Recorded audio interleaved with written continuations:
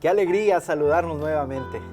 Estamos aquí en esta ocasión compartiendo el tiempo y el momento con el pastor Camilo Sánchez Montiel. Pastor, qué gusto tenerle por estos momentos también con nosotros en el espacio dedicado a los líderes de los grupos pequeños.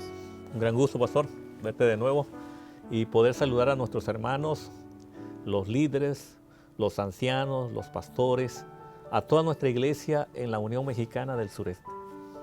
Bien, pastor, pues estas últimas ocasiones hemos hablado acerca del liderazgo y hoy el tema que nos ocupa, escuche esto, será las cualidades del liderazgo. Cualidades del liderazgo. Pastor, ¿qué marcará la diferencia entre una persona ordinaria y una extraordinaria? Lo vamos a conocer en esta ocasión. Sí, pastor Corona, creo que es importante que los líderes no se queden en lo estándar.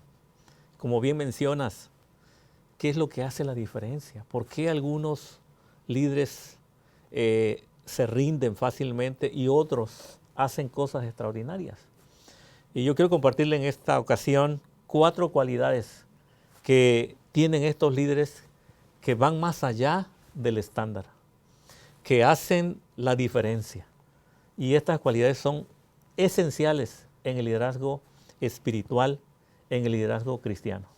Pues ponga mucha atención entonces a lo que vamos a presentar juntos y seguramente, pastor, esto es bíblico, ¿no? Este es prácticamente principios bíblicos que aplicables a la vida de hoy siguen funcionando.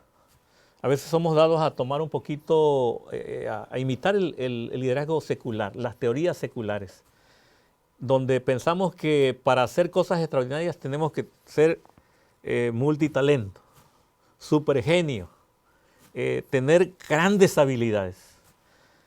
En cambio, cuando vemos lo que dice la Biblia de los líderes que Dios llamó, encontramos gente sencilla, gente ordinaria, gente que no tenía grandes títulos, pero que Dios hizo a través de ellos personas extraordinarias.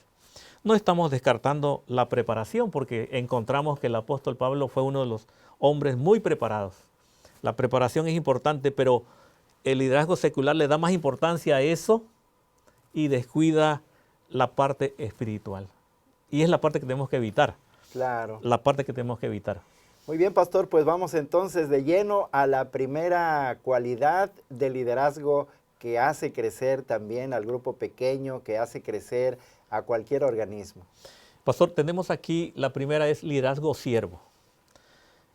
Este es un principio bíblico que el Señor Jesucristo dijo en forma personal a sus discípulos, que Él no había venido para ser servido, sino para servir. Y el que quiera ser grande debe ser siervo de todos. A veces cuando se nos da una función importante en la iglesia, como que perdemos, se sube el poder a la cabeza. Y nos olvidamos que lo más importante es ser líder siervo, porque el Señor Jesucristo nos ha dejado ese máximo ejemplo. Ser líder siervo es porque algunos dicen quieren ser amos y los amos desean ser príncipes. Los príncipes anhelan ser reyes. Los reyes aspiran a ser Dios. En cambio, cuando el Señor Jesucristo, siendo Dios, se hizo siervo para estar más cerca de los necesitados. Y ahí la importancia de imitar el ejemplo de nuestro Señor Jesucristo, que siendo Dios, se hizo siervo. Como bien se dice en el pueblo, ¿no? Hay gente que quiere mandar, quiere una posición, pastor, pero no le gusta servir, no le gusta la humildad. Queremos una posición, pero no estamos dispuestos a pagar ese precio. Y es un precio muy alto, pastor, porque el Señor Jesucristo dejó su posición de rey y se hizo siervo de siervos. Correcto. Y la palabra siervo, entonces, pastor, denota servicio, ¿no es cierto? Así es. La preeminencia del servicio. Por eso, en cuanto al liderazgo, el siervo Jesús es el máximo ejemplo para nosotros. Y él lo dijo en su palabra. Muy bien, pastor. Podemos avanzar entonces a la segunda cualidad. El liderazgo discipulador. Según Mateo 28, 19, en la primera parte dice, por tanto, id y haced discípulos.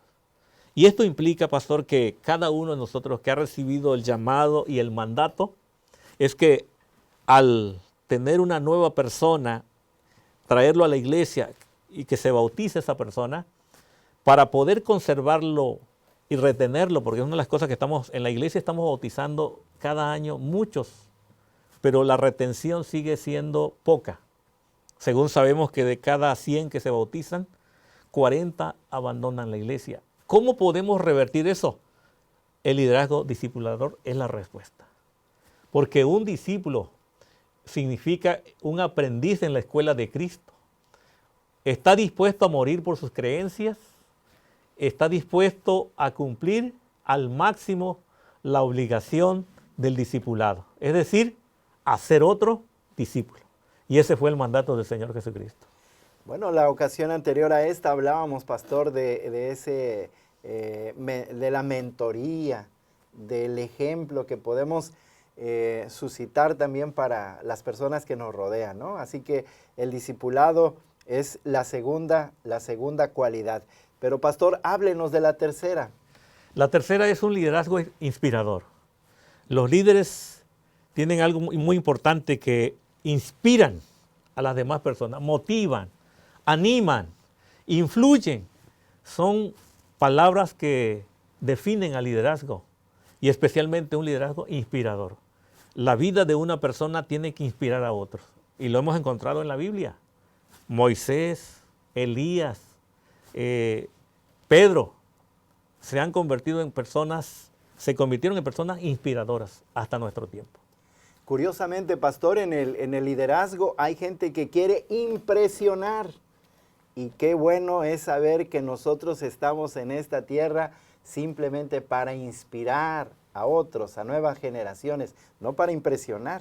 Por eso la cualidad aquí implica ser espiritual, no querer hacer, ¿verdad?, como el liderazgo secular, que buscan, ¿verdad?, el culto a la personalidad, sino aquí es inspirar espiritualmente.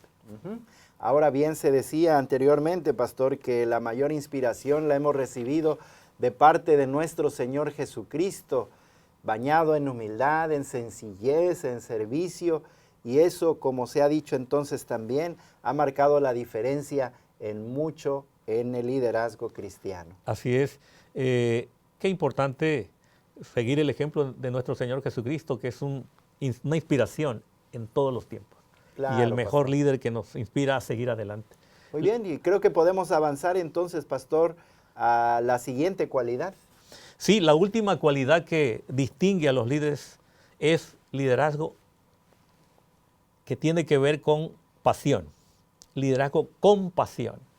Las personas que tienen esta cualidad reciben el fuego santo que Dios da a sus hijos cuando son llamados al liderazgo de la iglesia.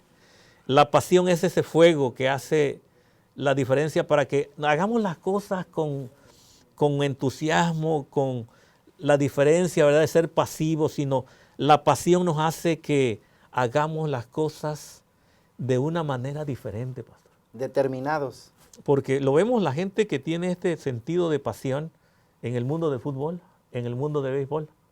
Miren que esos llegan a ser campeones porque tienen una pasión por lo que hacen, disfrutan lo que hacen. Y yo creo que es importante, pastor Corona, que esta parte, esta cualidad, yo creo que este ingrediente es esencial. Porque cuando hacemos el ministerio, atendemos a la iglesia, a los grupos pequeños, con pasión, haremos cambios en la vida espiritual de las personas. Porque se va a ver en nosotros esa cualidad, que hacemos las cosas con mucho entusiasmo, con mucha pasión por Cristo Jesús. Bueno, la pasión es ese elemento, pastor, que mueve las montañas, que nos hace determinados, que nos hace valientes, que nos hace luchar por un objetivo. 4 cualidades brillantes, ¿no? Y esta cualidad última es lo que hace que algunos no se rindan, pastor. Hay personas que con tantita adversidad, con obstáculos, se amedrentan, se rinden fácilmente.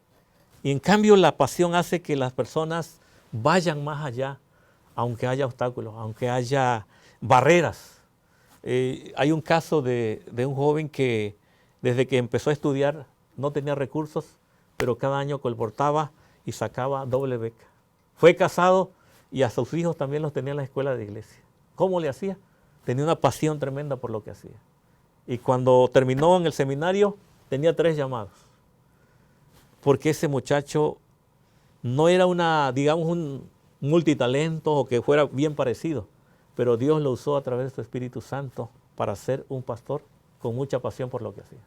Me gusta destacar, pastor, que no son las habilidades, no es el multitalento, como bien se dice, no es el que yo venga de una familia de renombre, simplemente es colocarme en las manos de Dios y hacer la tarea que Dios me ha pedido hacerla con suma pasión, con suma determinación. Y eso es lo que distingue, porque por ejemplo encontramos Gandhi luchó por los derechos humanos, Winston Churchill por la libertad, Martin Luther King por la igualdad, Bill Gates por la tecnología y Pablo, un apasionado del Señor Jesucristo. Y al final de su vida él pudo decir lo siguiente en Romanos 15, 19.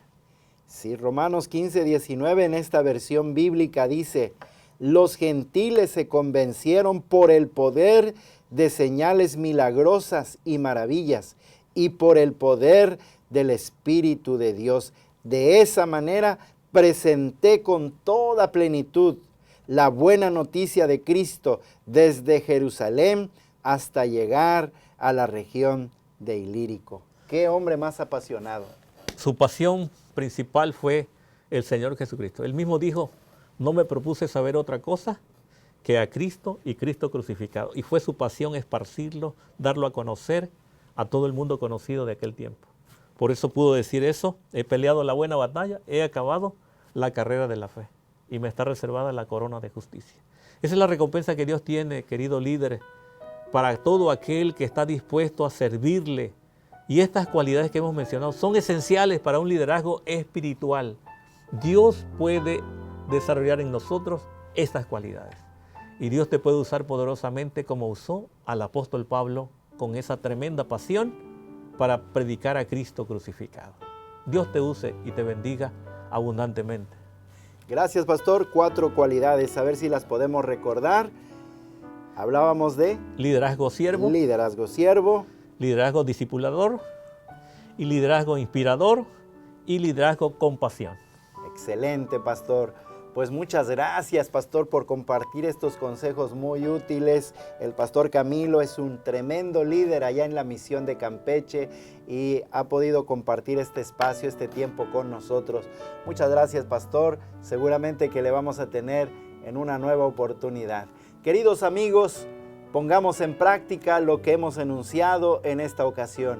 Que Dios bendiga, que Dios prospere el esfuerzo que está haciendo allí con su grupo pequeño. Saludos cordiales desde la Unión Mexicana del Sureste. Hasta la próxima. ¿Qué tal, apreciados líderes de la Unión Mexicana del Sureste? Una vez más estamos aquí con la lección de la escuela sabática y para esta ocasión hemos invitado al pastor Leonardo Villatoro de León, secretario de la Asociación Norte de Quintana Roo, y vamos juntos a estudiar la lección número 6. La lección número 6 tiene un título muy importante: la hora de su juicio. Y el texto estuvo basado en Romanos 13, 11 y 12 y dice: y hagan esto conociendo el tiempo, que es hora ya de levantarnos del sueño, pues ahora nuestra salvación está más cerca que cuando creímos. La noche está muy avanzada, el día casi ha llegado. Desechemos las obras de las tinieblas y vistámonos las armas de luz. Vamos a orar de manera breve en estos momentos. Gracias, nuestro Dios, porque nos da la oportunidad de servirte. Gracias por estudiar tu santa palabra. Vamos ahora a analizar la lección número 6 y que es una herramienta básica para los líderes de nuestra iglesia y también para los miembros. Nos ponemos en tus manos y úngenos con el poder de tu Santo Espíritu. En Jesús, amén. Muy bien, así que pastor Leonardo Villatoro, bienvenido a esta lección de escuela sabática, la número 6, la hora de su juicio. Saludamos entonces a la audiencia, pastor. Sí, apreciados hermanos, es un gusto saludarles, estudiar juntos esta lección, la hora de su juicio. Es una lección muy importante porque tiene puntos, ¿verdad?, que es importante que nosotros podamos comprender para explicarlo de manera sencilla, ¿verdad?, a los miembros. Cuando hablamos de la hora de su juicio, hay algunos elementos allí importantes y que tenemos que puntualizar. Hablamos de la hora de su juicio, estamos hablando también de que pronto la venida de Cristo Jesús está cerca, pastor. Sí, es correcto, y cuando vamos a esta lección podemos observar cómo esta profecía, ¿verdad?, tiene que ver con el tiempo del fin, porque ocurre justamente antes de la venida de Cristo.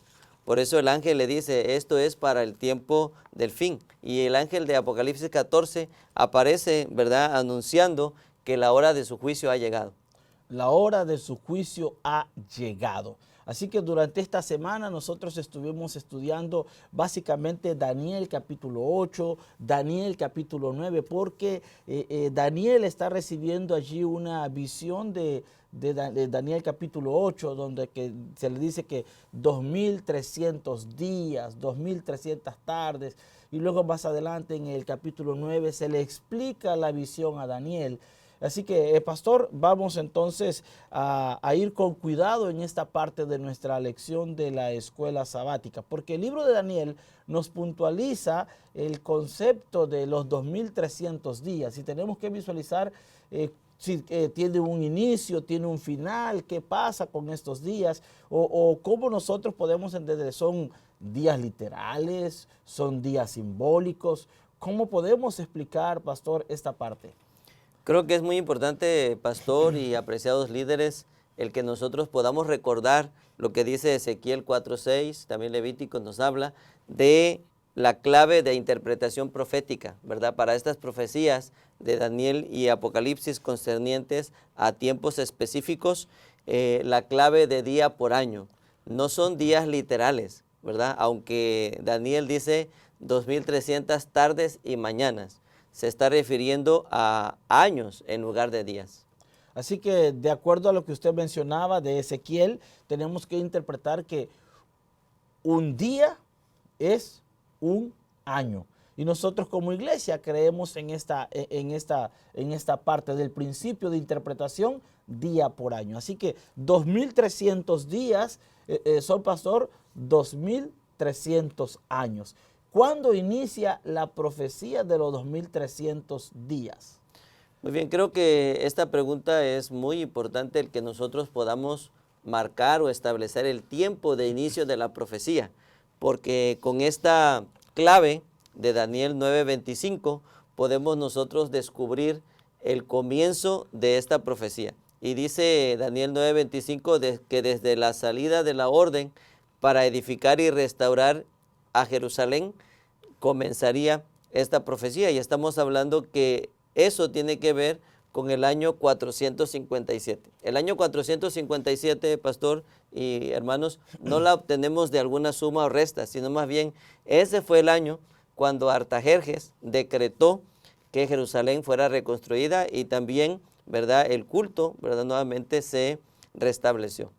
Así que de acuerdo a Daniel 9:25, para entender la visión, para entender los años, dice que tiene que ver con la orden de restaurar, con la orden de edificar a Jerusalén. Hasta el Mesías príncipe, dice Daniel 9:25, habrá 7 semanas y 72 semanas. Entonces, usted lo estaba diciendo, pastor, que inician en el año 457, antes de Cristo. Esto es muy importante, mis apreciados hermanos, que podamos recordar 457 antes de Cristo es el año que inicia la profecía de los 2300 días. Así que el ángel se le apareció a Daniel y le empieza a explicar toda esta parte de la profecía, y le dijo a Daniel que tenía que entenderla, que tenía que percibirla, que no solamente era para su tiempo, sino que la profecía iba a durar hasta el tiempo del fin. Dice que tenía que durar esta profecía. Así que, pastor, síganos explicando esta parte de los 2300 días, que es fantástico. Ya iniciamos, dijimos que inicia en el 457. ¿Qué más tiene esta profecía de los 2300 días, pastor? Sí, esta profecía es muy importante porque creemos que todos nosotros como adventistas del séptimo día deberíamos de poderla entender y poderla explicar de manera sencilla, ¿no? Dentro de los 2300 días se encuentran las 70 semanas. Las 70 semanas no es otra profecía, sino es parte de la misma profecía de los 2300 días, porque el ángel dijo, 70 semanas están determinadas o cortadas o separadas de. O sea, están separadas dentro de los 2300 días. No quiere decir que le vamos a sumar, sino Sí. que están dentro de, cortadas, determinadas. Es la expresión que usa allí la Biblia, básicamente, ¿no? Es correcto, o sea, quiere decir que son parte de los 2300 días, pero estas 70 semanas tienen que ver con tu pueblo, dijo el ángel, con tu ciudad. Es decir, que tiene que ver con los judíos y con Jerusalén. Esas 70 semanas entonces estarán relacionadas con el pueblo judío. Muy bien. Así que estos 490 o 70 semanas, ¿cómo nosotros sacamos, pastor, eso de 70 semanas? ¿A qué equivalen las 70 semanas realmente para no confundirnos en esta parte? Bueno, como todos sabemos, una semana pues tiene 7 días. Si nosotros multiplicamos las 70 semanas por 7 días, ya vimos que son años, no días, son años. Entonces nos da 70 por 7, 490 años. Eso significa que si iniciamos la profecía en el año 457 y le sumamos los 490, que hay que recordar también que los años, ¿verdad?, antes de Cristo vienen de más hacia menos, ¿no? Nos va a llevar hasta el año 27 después de Cristo. Muy bien, así que iniciamos en el 457 antes de Cristo. De allí dice que vienen 70 semanas, pero esas 70 semanas, pastor, ¿cómo las dividimos? ¿O qué acontece? Usted mencionaba que llega el Mesías, pero ¿qué más acontece en esa parte básicamente? Sí, es interesante que el ángel no solamente dice, son 70 semanas para tu pueblo y tu ciudad y ya, no, sino que explica que esas 70 semanas están fraccionadas, digamos, ¿no? 62 semanas más 7 semanas son 69 semanas. Y a las 69 semanas es cuando el Mesías aparece. Es muy importante porque el Mesías es el punto principal o el foco principal de la purificación del santuario. Entonces, en la semana 69 aparece el Mesías. Eso nos lleva que si nosotros multiplicamos 69 semanas por 7, nos va a dar 483. Muy bien, entonces esos 483 años nos lleva ¿hasta qué año, pastor? Nos lleva hasta el año 27, justamente el año cuando Jesús comienza su ministerio, dice que va al río Jordán y es bautizado por Juan el Bautista. Allí comienza. Año 27, entonces Jesús inicia su ministerio y lo inicia básicamente con el bautismo.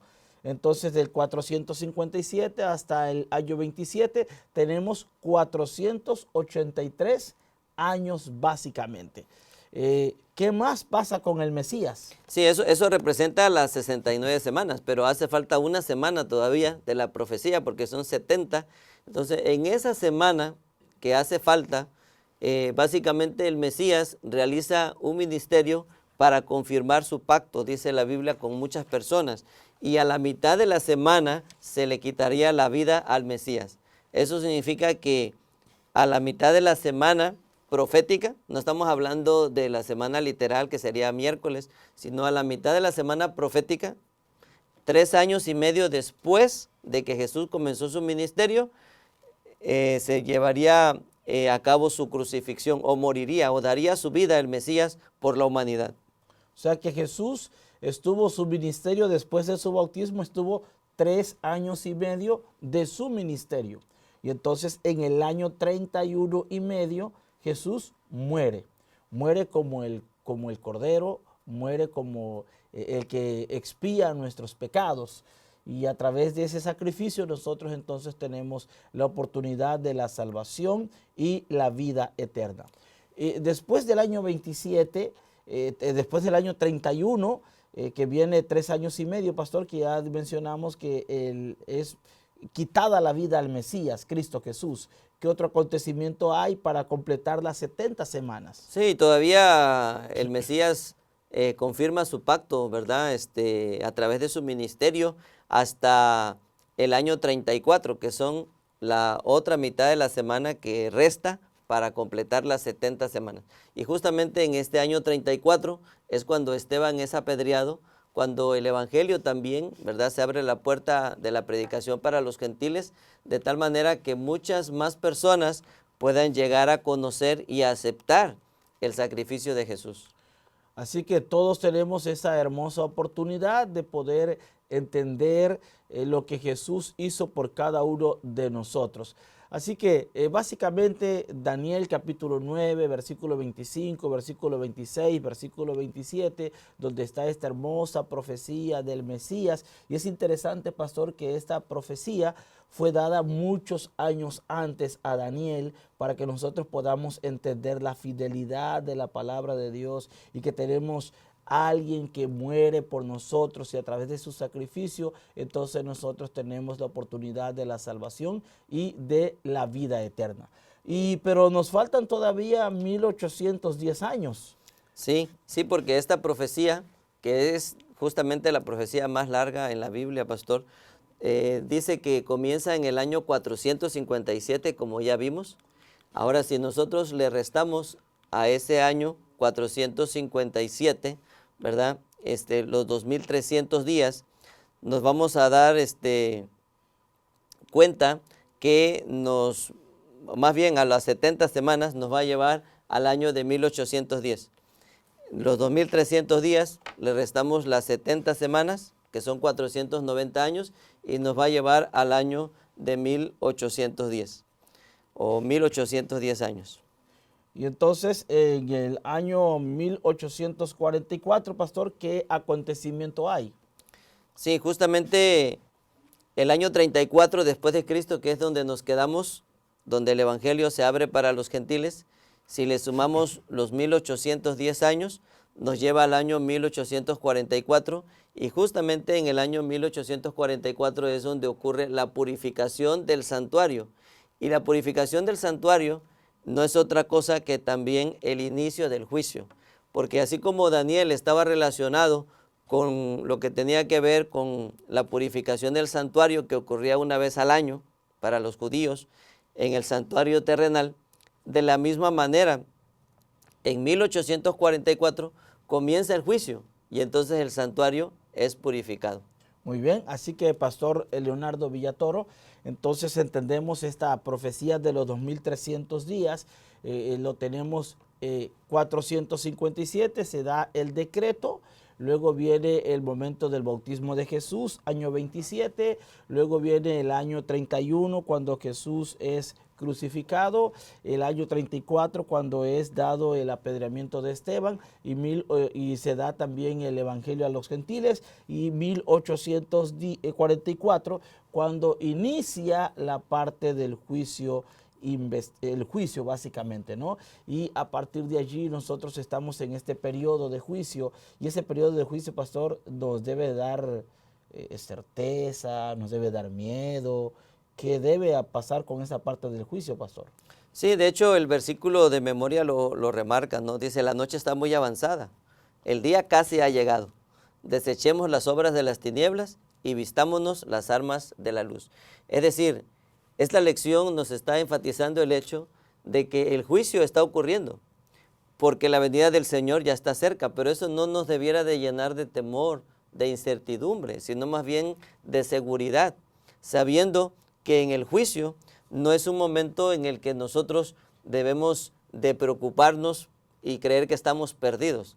No, sí debemos de prepararnos, ¿verdad? Sabiendo que Cristo está en el santuario celestial intercediendo por nosotros y pronto va a venir a buscarnos. Así que básicamente la profecía de los 2300, el juicio nos da esperanza, que tenemos un Salvador que es Cristo Jesús, que intercede por cada uno de nosotros. Así que, mis apreciados líderes, tenemos que desde esa perspectiva explicar a nuestros miembros de iglesia. Y pastor, ¿cuál sería su conclusión de esta semana, pastor?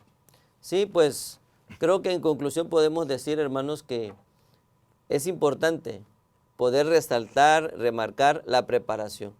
Hoy día algunas personas comentan que ya no se habla mucho de la venida de Jesús, que algunos ya incluso creen que Jesús se retarda en venir. Pero como vimos en la Biblia, los tiempos de Dios se cumplen, ¿verdad? Cada momento que Él ha señalado en la profecía se ha ido cumpliendo con certeza. Eso significa que el Señor va a regresar y lo más importante es que nosotros estemos preparados. Así que cada día, ¿verdad?, que el Señor nos dé de vida, pues debemos de prepararnos para justamente estar listos cuando Cristo venga. Muy bien, así que Pastor Villatoro, le agradecemos por haber estado con nosotros en este repaso de lección. El tiempo, Pastor, se va rápido y es una lección muy extensa, pero tratamos que sea lo más corto posible. Gracias por su apoyo valioso que nos ha dado y, apreciados líderes, esperamos que ustedes sigan siendo de bendición en nuestra Unión Mexicana del Sureste. Terminamos, Pastor, con una oración y guíenos en oración, Pastor. Ok, vamos a orar. Eterno Dios, muchas gracias porque nos permites estudiar tu palabra y a medida que la estudiamos nos convencemos que tú estás próximo a venir y deseas que nosotros estemos preparados. Síguenos bendiciendo, por favor, te lo pedimos en el nombre de Cristo Jesús. Amén. Amén. Dios les bendiga abundantemente.